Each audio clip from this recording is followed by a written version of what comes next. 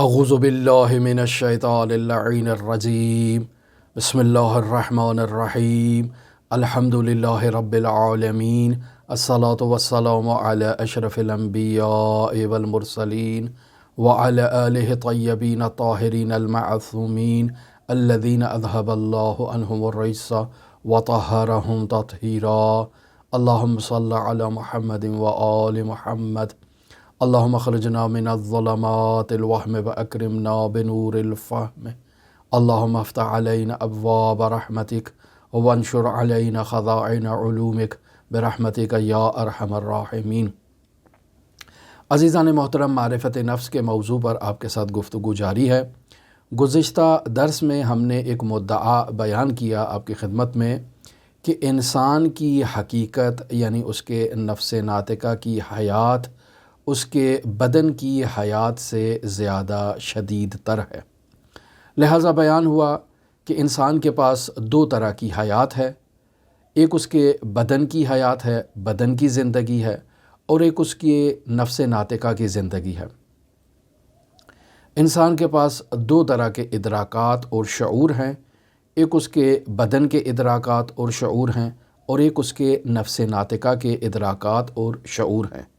اگر مقایسہ کیا جائے، انہیں ترازو کے دو پلڑوں میں رکھا جائے تو انسان کے نفس ناطقہ کی حیات اور نفس ناطقہ کے ادراکات اور شعور شدید تر ہیں بدن کی حیات اور بدن کے ادراکات اور شعور سے۔ یہ وہ موضوع ہے کہ جو کل تفصیل سے ہم آپ کی خدمت میں بیان کر چکے۔ آج در واقع اسی مدعا کے اوپر ہم نے کچھ مثالیں آپ کی خدمت میں پیش کرنی ہیں کہ انسان کی حقیقت جب اس بدن سے آزاد ہو جاتی ہے، رہا ہو جاتی ہے، اس بدن کی قید سے اسے آزادی مل جاتی ہے، تو اب انسان کو معلوم ہو جائے گا کہ اس کی حقیقت یعنی اس کے نفس ناطقہ اور اس کی روح کی جو حیات ہے وہ بدن کی حیات کی نسبت شدید تر ہے، اس کے ادراکات بدن کی حیات کی نسبت اس کے ادراکات شدید تر اور قوی تر ہے۔ روایت آپ کی خدمت میں نقل کرتا ہوں۔ یہ روایت حضرت امام زین العابدین علیہ الصلوۃ والسلام اور حضرت امام باقر علیہ الصلوۃ والسلام سے نقل ہوئی ہے بحار الانوار کی، جلد نمبر 6 ہے اور صفحہ نمبر 243 پر موجود ہے۔ امام محمد باقر علیہ الصلوۃ والسلام ارشاد فرماتے ہیں: ان المؤمن لیقال لروحہ وہو یغسل، یعنی جب مومن کو اس جگہ پر لٹا کر غسل دیا جا رہا ہوتا ہے، جب اس کا انتقال ہو جاتا ہے تو ایک تختے پر اس کو لٹا دیا جاتا ہے۔ اب کچھ افراد اس کی میت کو، اس کی ڈیڈ باڈی کو غسل دے رہے ہوتے ہیں، تو اب اس کنڈیشن میں اور اس حالت میں ملائکہ جو ہیں وہ اس مومن کی روح سے سوال کریں گے اور اسے کہیں گے: ایسرک ان یرد الی الجسد الذی کنت فیہ، آیا تم سرور محسوس کرو گے، آیا تم خوشی محسوس کرو گے، آیا تم خوشحال ہوگے کہ ہم تمہاری روح کو دوبارہ اسی بدن کے اندر واپس لوٹا دیں جس کیفیت میں تم پہلے تھے؟ تو اب یہ روح اس ملائکہ سے کہے گی: فَيَقُولُ مَا أَصْنَعُ بِالْبَلَاءِ وَالْخُسْرَانِ وَالْغَمِّ، اب یہ جو مصیبتیں، یہ جو غم اندوہ اور یہ جو بلائیں میرے اوپر نازل ہوئی ہیں، اب اس کے بعد دوبارہ میں اس کے اندر واپس لوٹ جاؤں؟ تو یعنی انکار کرے گا۔ اب یہاں اس روایت کو نقل کرنے کا بنیادی مقصد انسان کی حیات کو موت کے بعد بیان کرنا ہے۔ اس روایت سے واضح معلوم ہوتا ہے کہ جب انسان کی روح اس بدن سے جدا ہو جائے گی تو یہ روح باقاعدہ وہاں موجود ہے جس مقام پر اس کے بدن کو غسل دیا جا رہا ہے، اس کو کفن دیا جا رہا ہے، یا حتیٰ قبر میں اتارا جا رہا ہے اور اس کو تلقین کی جا رہی ہے، حتیٰ جب اس کی تشییع کی جا رہی ہے، ان تمام مراحل میں یہ روح اس بدن کے ساتھ موجود ہے، اس بدن کو مشاہدہ کر رہی ہے، اس کی زندگی ہے جبکہ اس کی موت ہو چکی ہے۔ یہ بدن اب یہاں اس تختے پر لیٹا ہے، حتیٰ کروٹ بدلنے کے لیے قادر نہیں ہے۔ غسال کبھی اسے دائیں کرتا ہے، کبھی بائیں کرتا ہے، کبھی اس کا سر اٹھاتا ہے، کبھی سر زمین پر رکھتا ہے، وہ اسے غسل دے رہا ہے جبکہ یہ بدن قادر نہیں ہے، لیکن روح حیات رکھتی ہے، وہ مشاہدہ کر رہی ہے اس بدن کی ان تمام کیفیات کو۔ لہٰذا یہ روایت اس بات کی دلیل ہے جو مدعا ہم نے کل آپ کی خدمت میں بیان کیا کہ انسان کے بدن کی بھی حیات ہے اور انسان کے نفس ناطقہ کی بھی حیات ہے۔ یہ بدن کی حیات کمزور ہے اس نفس ناطقہ اور روح کی حیات کے مقابلے میں، اور جب اس بدن کو موت آ جاتی ہے تو وہ نفس ناطقہ اور وہ روح اپنی حیات کی قوت کو مشاہدہ کرتی ہے۔ اپنے اطراف میں موجود ملائکہ کو وہ روح مشاہدہ کر رہی ہے، ان ملائکہ سے ہم کلام ہو رہی ہے، ان ملائکہ سے گفتگو کر رہی ہے۔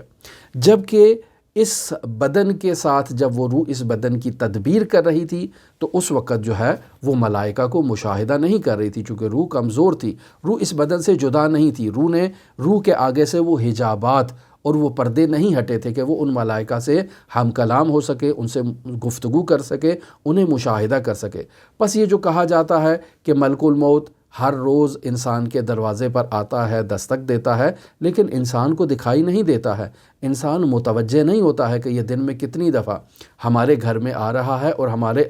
اطراف میں جو افراد موجود ہیں، جو ہمارے عزیز و اقارب ہیں، ان کی حیات کا جائزہ لے رہا ہے کہ کس کا وقت آیا ہے اور کس کا وقت نہیں آیا۔ یہ روایات میں مطالب بیان ہوئے ہیں، لیکن جیسے ہی انسان کی روح کو اس کے بدن کی تدبیر سے جدا کر دیا جائے اور انسان کی موت واقعہ ہو جائے، اب انسان کے آگے سے پردے ہٹ چکے ہیں، اب انسان مشاہدہ کر رہا ہے، پہلے مشاہدہ نہیں کرتا تھا، بس پہلے انسان محدود تھا، اب انسان کے اوپر سے وہ پردے ہٹ چکے ہیں اور وہ محدودیت ختم ہو چکی ہے۔ پس بدن بھی زندہ ہے، وہ روح بھی زندہ ہے اور نفس ناطقہ بھی زندہ ہے، لیکن اس کی حیات قوی تر ہے، اس کے ادراکات قوی تر ہیں اس بدن کی حیات اور بدن کے ادراکات سے۔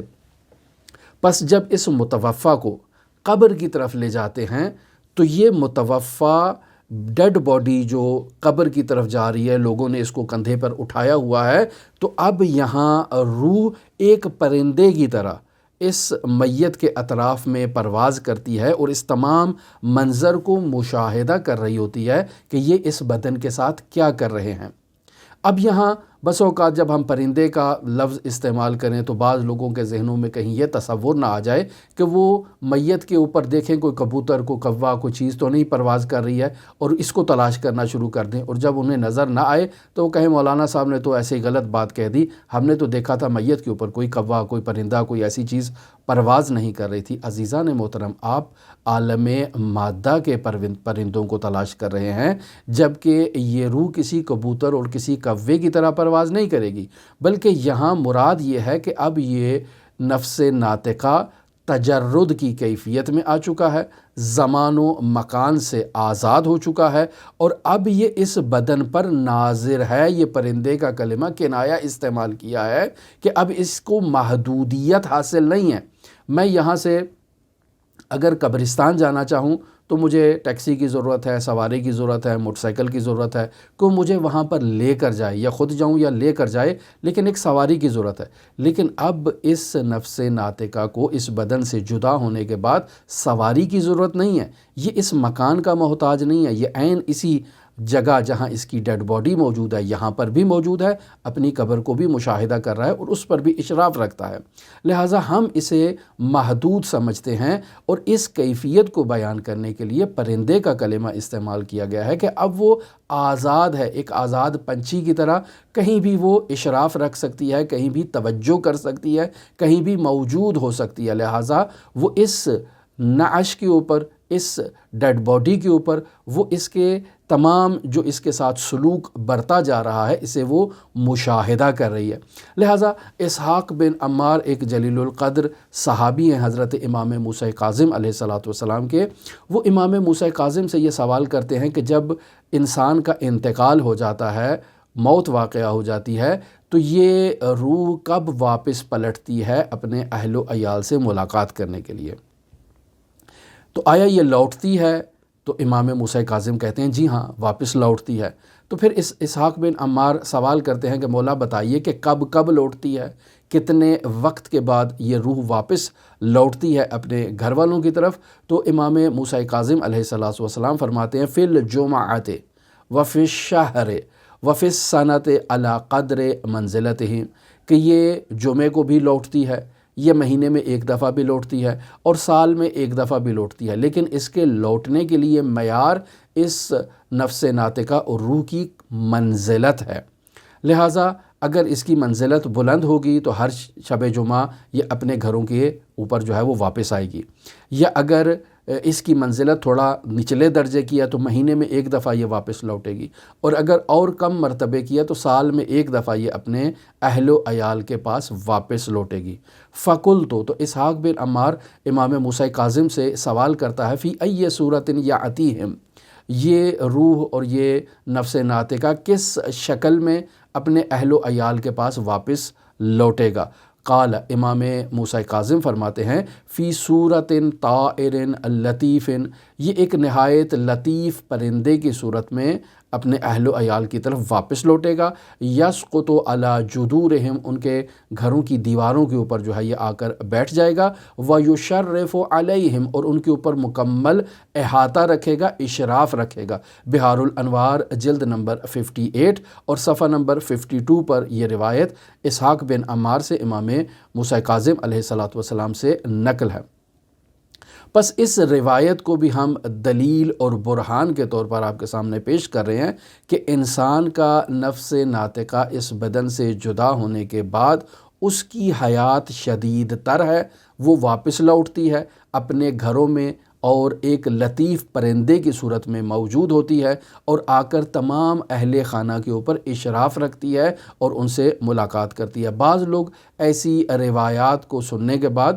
تصور کرتے ہیں کہ شاید گھر میں ایک پرندے نے آنا ہے جمعرات کو، لہٰذا جتنے کبوتر چڑیاں وغیرہ گھر میں آئیں ان کو دانہ ڈالنا چاہیے کہ ممکن ہے انہی کے اندر کوئی ہمارا والد ہو، کوئی ہمارا پھپھا ہو، کوئی ہمارا خالو ہو، کوئی ہمارا عزیز ہو، لہٰذا ان کی رسیدگی کرنی چاہیے اور انہیں جو ہے وہ کچھ ڈالنا چاہیے، لوگوں کا تصور ہے۔ جبکہ روایت میں واضح امام موسیٰ کاظم نے فرمایا ہے، فی صورت طائر لطیف، کہ ایک لطیف پرندے کی صورت میں آئے گا۔ ایسا نہیں ہے کہ آپ اسے ایک مادی پرندے سے اشتباہ لے لیں اور تصور کریں کہ شاید یہ ایک مادی پرندے کی صورت میں آئے گا، نہیں، ایک لطیف ہے۔ آپ کی آنکھیں اسے مشاہدہ نہیں کر رہی ہیں، لیکن اگر آپ کا نفس ناطقہ قوی ہے تو آپ ان کی ارواح سے رابطہ برقرار کرنے میں کامیاب ہو سکتے ہیں۔ آپ کی روح لطیف ہے، وہ بھی لطیف ہیں، ایک لطیف دوسرے لطیف کو محسوس کر سکتا ہے، اس سے رابطہ برقرار کر سکتا ہے۔ لہٰذا رسول خدا صلی اللہ علیہ وآلہ وسلم سے ایک روایت آپ کی خدمت میں نقل کرتا ہوں، بہار الانوار جلد نمبر 74 ہے، صفحہ نمبر 188 پر یہ روایت موجود ہے، اور ایسے متوفی کے متعلق ہے جو گناہگار افراد ہیں۔ البتہ انس بن مالک نے غالباً شاید اس روایت کو رسول خدا سے نقل کیا ہے، اور کافی طول و تفصیل سے یہ روایت موجود ہے۔ میں صرف اس مطلب کو بیان کروں گا جو ہمارا شاہد مثال ہے، وگرنہ روایت میں بیان ہوتا ہے کہ ملک الموت کتنی دفعہ گھر کے اندر آتا ہے، گھر کے افراد کو مشاہدہ کرتا ہے، ہر فرد کی موت سے متعلق جو ہے وہ باخبر ہوتا ہے، پھر جب اس کی روح کو قبض کر کے لے جاتا ہے تو افراد بین کرتے ہیں، فریاد کرتے ہیں، چلاتے ہیں، چیختے ہیں۔ ملک الموت ان کو مخاطب قرار دے کر کہتا ہے کہ تم کیوں چیخ رہے ہو، کیوں رو رہے ہو، کیوں چلا رہے ہو؟ میں تو اس کو خداوند متعال کے حکم پر لے کر جا رہا ہوں، اس کا وقت آ چکا ہے، اس کی موت کا وقت ہے، اس کے وقت مقررہ ہے، میں آج اس کو لے کر جا رہا ہوں، کل تمہیں لینے کے لیے آؤں گا۔ یہ ایک تفصیلی روایت ہے، میں اس تمام روایت کو بیان نہیں کرتا ہوں، صرف اپنا شاہد مثال کہ جہاں اس نقطے کو بیان کیا جا سکے کہ انسان کا نفس ناطقہ اس بدن سے جدا ہونے کے بعد زندہ ہے، حیات رکھتا ہے، اور اس کی حیات اس بدن کی حیات کی نسبت شدید تر ہے، اس کے ادراکات اس بدن کے ادراکات کی نسبت شدید تر ہے۔ ہمارا مدعا تو یہ ہے نا، تو اسی مدعا کو بیان کرنے کے لیے رسول خدا صلی اللہ علیہ وآلہ وسلم کی اس نورانی روایت کے صرف اسی پیراگراف کو آپ کی خدمت میں بیان کروں گا کہ جو ہمارے مدعا سے متعلق ہے۔ رسول خدا فرماتے ہیں، اذا حمل المیت علی نعشہ، کہ جب اس گنہگار انسان کی میت کو قبرستان کی طرف حمل کیا جائے گا، رفرف روحہ فوق نعش، تو اس میت کی روح اس لاش کے اوپر ایسے پھڑپڑائے گی اور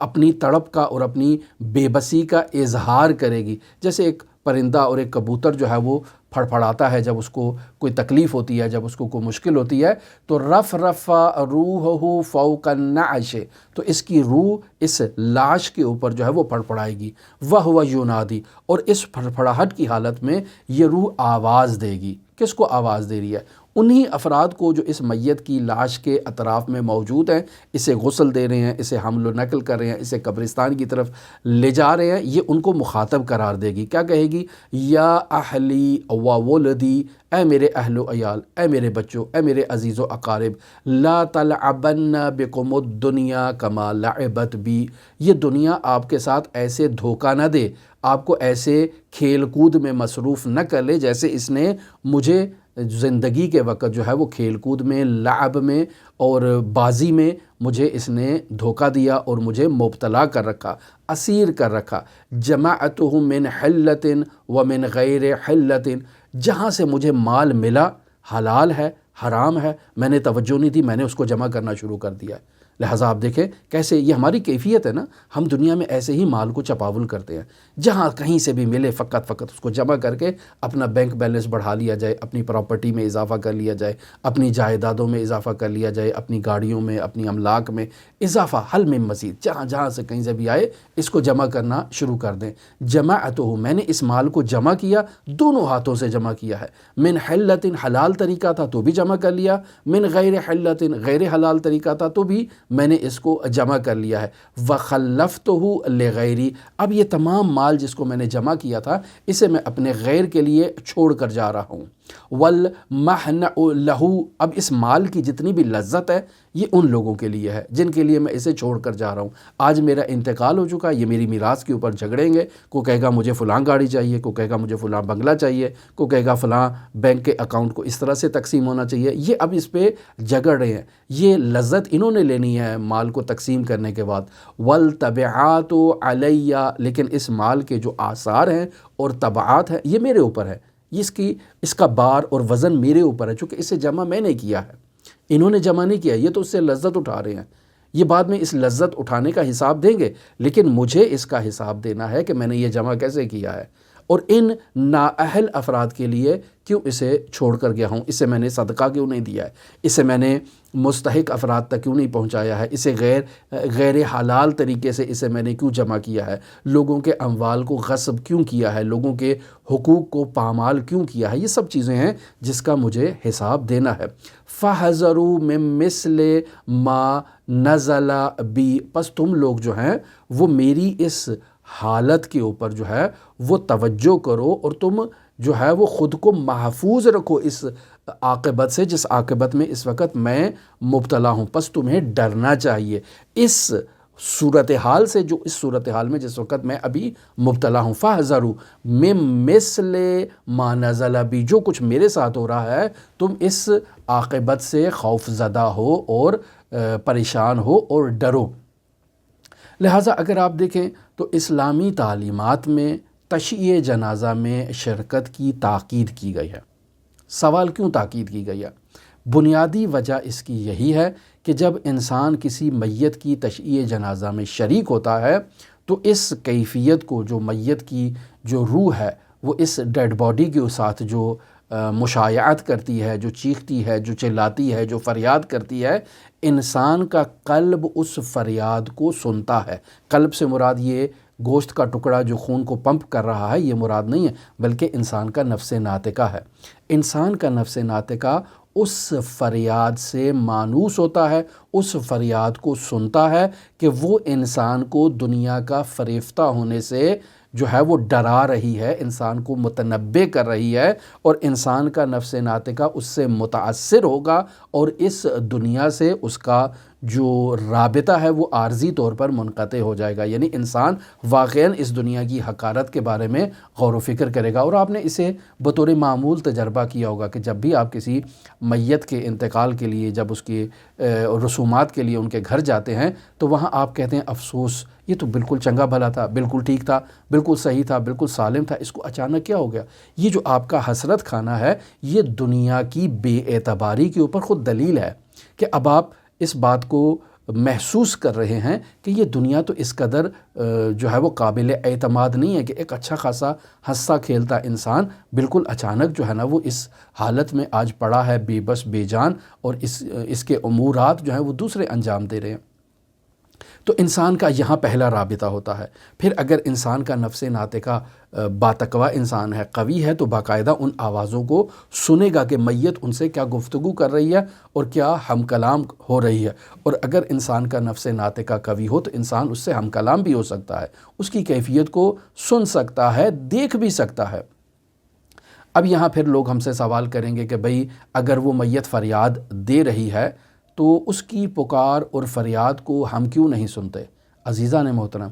اس کی بنیادی وجہ یہ ہے کہ ہم نے سماعت کو صرف انہی کانوں کے ساتھ محدود سمجھ رکھا ہے۔ ہم سمجھتے ہیں کہ ان کانوں کے اندر اگر کسی میت کی آواز داخل نہیں ہو رہی ہے تو اس کا مطلب ہے کہ ہم نہیں سن رہے ہیں اور آواز نہیں آتی ہے، پس وہ فریاد نہیں دیتی ہے۔ نہیں عزیزان محترم، ایسا نہیں ہے۔ وہ آواز دیتی ہے، وہ پھڑپھڑاتی ہے، وہ پکارتی ہے، وہ ہمیں بلاتی ہے، لیکن ہم ان کانوں سے چونکہ سننا چاہتے ہیں، وہ ان کانوں سے اس کی آواز سنائی نہیں دے گی۔ اس کی آواز کو سننے کے لیے ہمیں اپنے نفس ناطقہ کے کانوں کو فعال کرنا پڑے گا، اپنے ادراکات کو اور شعور کو فعال کرنا پڑے گا۔ جس قدر ہمارا یہ باطن، یہ نفس ناطقہ تطہیر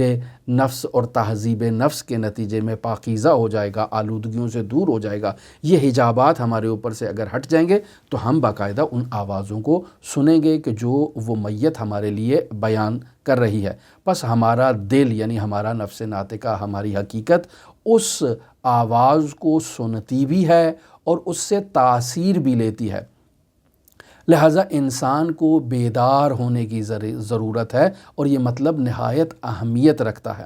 پس انسان موت کے بعد حقیقت میں بیدار ہو جائے گا۔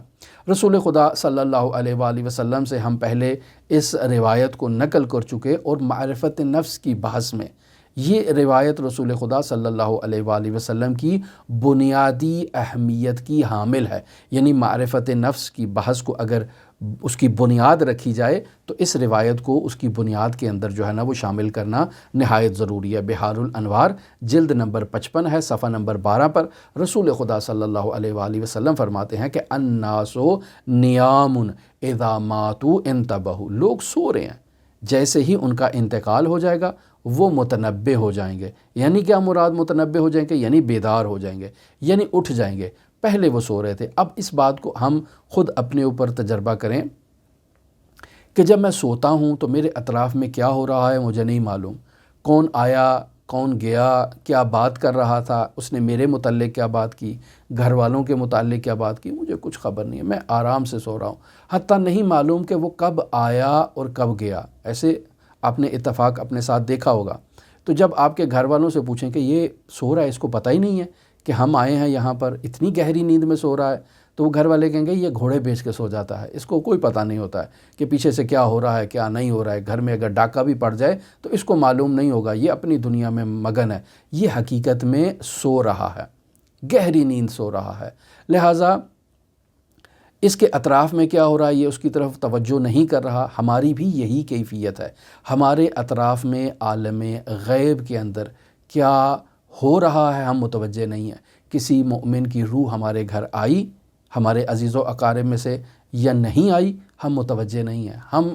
گویا کہ سو رہے ہیں۔ لیکن اگر ہماری حقیقت، ہمارا نفس ناطقہ اس کے آگے سے یہ پردے ہٹ چکے ہوں تو ہر آنے والی موجود کے بارے میں ہمیں معلوم ہو جائے گا کہ اللہ کا کون سا فرشتہ آ رہا ہے، حضرت ملک الموت کب تشریف لا رہے ہیں، مومنین کی ارواح کب گھر میں آتی ہیں۔ یہ سب انسان اس کی طرف متوجہ ہوگا، ان سے متاثر ہوگا، ان سے ہم کلام ہوگا، اور باقاعدہ انسان کو اس بات کی خبر ہوگی۔ لیکن چونکہ ہم سو رہے ہیں، ہمیں ان باتوں کا کوئی پتہ نہیں ہے۔ حقیقت میں در واقع گھوڑے بیچ کر تو انسان سو رہا ہے۔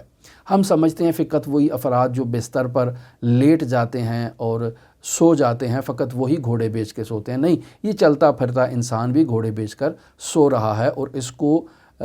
خبر ہی نہیں ہے، یہ متوجہ ہی نہیں ہے کہ عالم غیب سے کیا اس کے اطراف میں موجودات موجود ہیں، کیا تبدیلیاں رونما ہو رہی ہیں، یہ ان باتوں سے غافل ہے، بے خبر ہے۔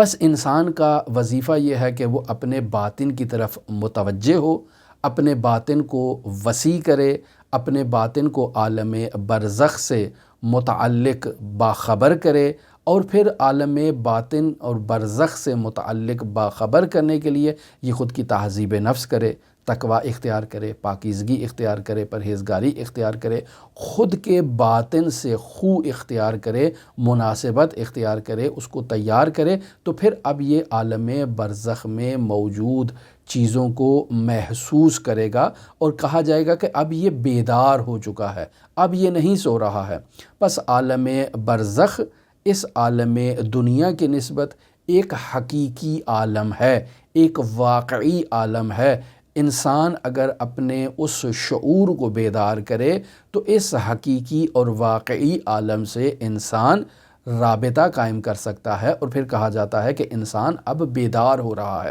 اور جس قدر انسان کی یہ بیداری قوی ہوتی جائے گی، عالم برزخ سے اس کا رابطہ قوی ہوتا جائے گا، حتیٰ دوسرے عوالم سے انسان کا رابطہ قوی ہوتا جائے گا۔ پس انسان کو بیدار ہونے کی ضرورت ہے۔ وہ جو کہتے ہیں نا کہ انسان کو بیدار تو ہو لینے دو، ہر قوم پکارے گی ہمارے ہیں حسین۔ پس انسانیت در واقع سو رہی ہے۔ اس انسانیت کو بیدار کرنے کے لیے تہذیب نفس کی ضرورت ہے، تقوی و پرہیزگاری کی ضرورت ہے۔ انسان تہذیب نفس اور تقوی اور پرہیزگاری کے نتیجے میں خود پکارے گا کہ راہ راست کون سا ہے، راہ غلط کون سا ہے۔ حسین ابن علی کا راستہ حریت کا راستہ ہے، انسانیت کا راستہ ہے۔ انسان بیدار ہونے کے بعد عوالم غیب سے رابطہ برقرار کرے گا، اور ان موجودات کو اور ان ارواح کو، ان میتوں کو جو اس کے اطراف میں رونما ہوتی ہیں، ان کی آوازوں کو سنے گا۔ پس جیسے جیسے انسان کا یہ شعور،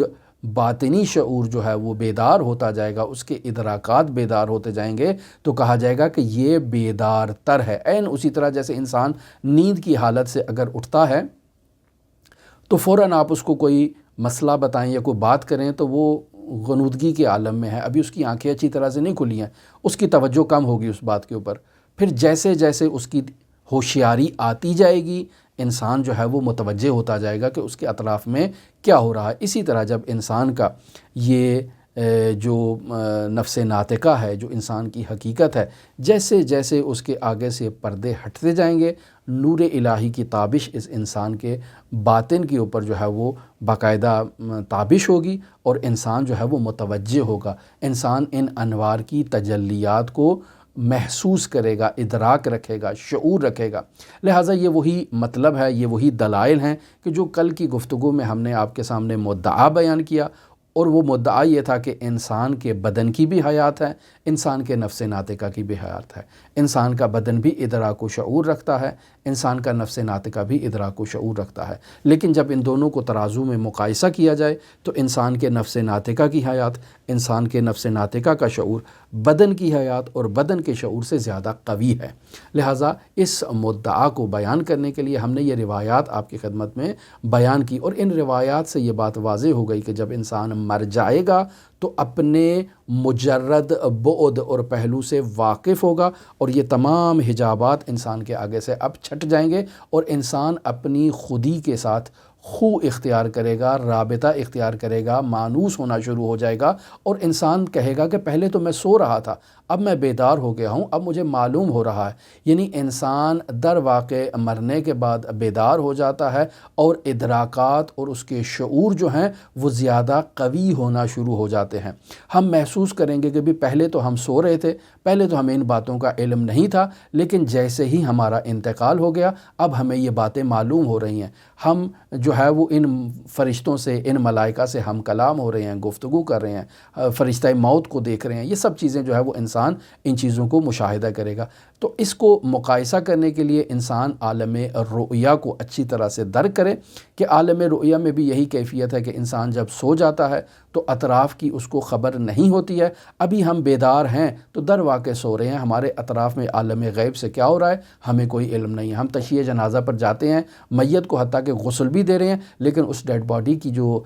روح ہے اس سے رابطہ قائم نہیں کر رہے، اس کی آوازوں کو نہیں سن رہے کہ وہ کس قدر تکلیف محسوس کر رہی ہے، کہ اس کی جو ہم کروٹیں تبدیل کر رہے ہیں تو وہ کہتی ہے کہ نہایت آرام سے، نہایت احتیاط سے۔ لہٰذا عزیزان محترم، ہمارا مدعا یہ تھا کہ انسان کا نفس ناطقہ جو ہے وہ اس کی حیات قوی تر ہے، انسان کے نفس ناطقہ کا ادراک اور شعور اس بدن کی حیات اور بدن کے ادراکات اور شعور سے قوی تر ہے۔ دلیل کے طور پر ہم نے یہ 3-4 روایات جو آپ کی خدمت میں پیش کی، یہ روایات اسی مدعا کو بیان کرنے کے لیے کافی ہیں۔ البتہ روایات کے باب میں بے پناہ روایات اس موضوع کے لیے بیان کی جا سکتی ہیں۔ ہماری دعا ہے کہ خداوند متعال ہماری اس کیفیت کو، یعنی نفس ناطقہ کے تجرد کو، نفس ناطقہ کی حقیقت کو ہمارے سامنے واضح کرے اور ہمارے سامنے اس حقیقت سے ہمیں رابطہ برقرار کرنے کی توفیق عطا فرمائے۔ آپ تمام عزیزان کے لیے حضرت امام علی ابن موسیٰ الرضا علیہ الاف و تحیت و ثنا کی نورانی بارگاہ میں نائب الزیارہ بھی ہیں اور دعا گو بھی ہیں۔ اللہم صلی علی محمد و آل محمد وعجل فرج قائم آل محمد۔